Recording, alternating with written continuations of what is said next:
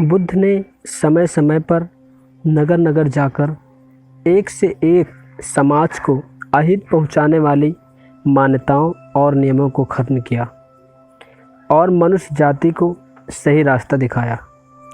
उन्होंने अपना सारा जीवन जन कल्याण के लिए समर्पित कर दिया। मैं आज ऐसी ही एक घटना के बारे में बात करने जा रहा हूँ जो आपको जीवन की बहुत बड़ी सीख देगी। एक बार बुद्ध अपने भिक्षु के साथ भिक्षाटन के लिए एक गांव की ओर जा रहे थे कि रास्ते में तभी अचानक बुद्ध के पैरों में कांटा लग गया। कांटा इतना तीक्ष्ण था कि चुभते ही रक्त की धार निकलने लगी।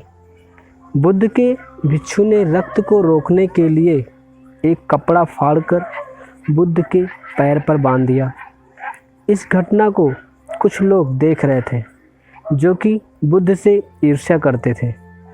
उन्होंने बुद्ध से कहा कि हम तो तुम्हें परम ज्ञानी समझते थे, लेकिन दर्द को तुम भी सहन नहीं कर सकते हो। तुम पाखंडी हो और ये हमने सिद्ध कर दिया है। ये कांटे हमने ही बिछाए हैं। इस गांव में तुम्हारा स्वागत नहीं होगा, तुम्हारा तिरस्कार होगा। इस गांव में तुमको कोई भिक्षा नहीं मिलेगी। इतना कहकर वो सभी बुद्ध पर हंसने लगे। बुद्ध ने उन लोगों से अनुरोध किया कि कृपा करके मुझे इस गांव से भिक्षा लेने दें। बुद्ध के ईर्ष्यालुओं ने बुद्ध का उपहास बनाते हुए कहा कि अगर तुम्हें भिक्षाटन के लिए इस गांव में आना है तो तुम्हें अपने रक्त की बलिदानी देनी होगी।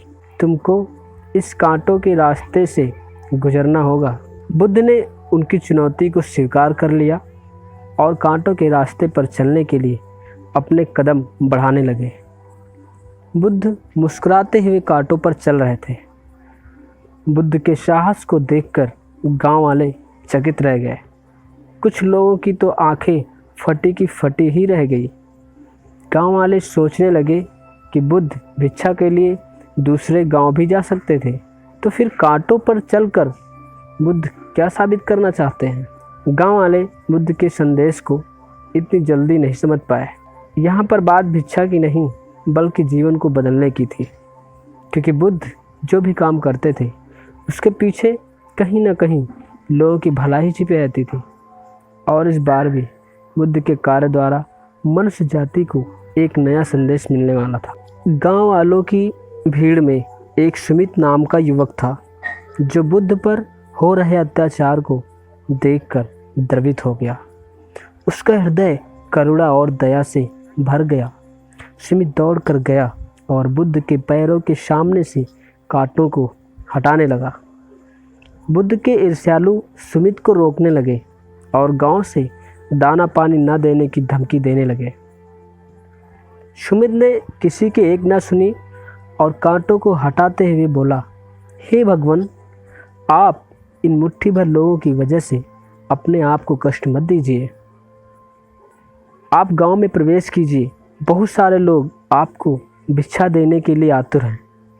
आइए बुद्ध, आइए, हमारे गांव में आपका स्वागत है। बुद्ध ने सुमित को अपने पास बुलाया और आशीर्वाद देने के लिए जैसे ही अपना हाथ आगे बढ़ाया कि सुमित पीछे हट गया। उसने बुद्ध से कहा, हे भगवान, आप मुझे छूकर अपने आप को अपवित्र और दूषित न करें। महात्मा बुद्ध ने कहा, तुम अपने आप को दूषित क्यों कहते हो? सुमित ने कहा, हे भगवान, मैं नीची जात का हूँ, इसलिए आप मुझे मत छुए। बुद्ध ने कहा, लेकिन स्पर्श से कभी कोई भी दूषित नहीं होता है। मनुष्य तो लोभ, लालच, घृणा, ईर्ष्या से दूषित होता है। तुम्हारे अंदर तो प्रेम भरा है। तुम दूसरों का सुख चाहते हो। तुम तो पवित्र हो। बुद्ध के बोल सुनकर कुछ लोग बोल उठे, तुम तो अपने आप को बड़े ज्ञानी कहते हो, परंतु तुमको तो जाति का कोई ज्ञान ही नहीं है। तुम पाखंडी हो। तुम सबसे बड़े ढोंगी और अज्ञानी हो। बुद्ध बड़े ही शांत स्वभाव से कहते हैं, मानव से मानव की मानवता छीनना ही पाखंडी की निशानी है। मुझे पाखंडी बोलकर यदि आपको संतोष मिलता है तो मेरे लिए दुख का कोई विषय नहीं है। बुद्ध की इस बात पर कुछ लोग बुद्ध पर बरस पड़े, परंतु यह तो धर्मशास्त्र है, फिर ये पाखंड कैसे हुआ? बुद्ध कहते हैं, हमारी उत्पत्ति इस सृष्टि में हुई है। नदियों का पानी सभी की समान रूप से प्यास बुझाता है। खुले जंगलों की हवा भी भेदभाव नहीं करती। खुला आसमान हमारे पिता के समान हमारी परवरिश करता है। सृष्टिकर्ता ने भी कोई भेदभाव नहीं किया है। फिर हम इंसान कौन होते हैं भेदभाव करने वाले? मानव में भेद करके अपने संबंधों को बिगाड़ता है। इसमें किसी का हित नहीं होता। ये तो मनुष्यता का अपमान है। यहाँ सभी लोग बराबर हैं, कोई बड़ा या छोटा नहीं है। बुद्ध के इन वचनों को सुनने के बाद कुछ लोग कहते हैं, अगर आप इतना ही कहते हैं तो सुमित को अपना भिक्षु क्यों नहीं बना लेते हैं? यह सुनकर बुद्ध ने कहा कि अच्छा सुझाव है, धन्यवाद आप सभी का। उन्होंने सुमित से कहा, सुमित, अगर तुम चाहो तो तुम मेरा भिक्षु बन सकते हो। सुमित बुद्ध के चरणों में गिर जाता है और कहता है, बुद्ध, आप धन्य हो जो मुझ जैसे नीच को अपना भिक्षु बना रहे हो।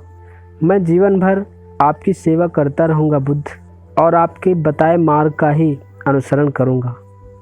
और इस तरह से बुद्ध के आमंत्रण पर सुमित पहला नीच जाति का बौद्ध भिक्षु बनता है।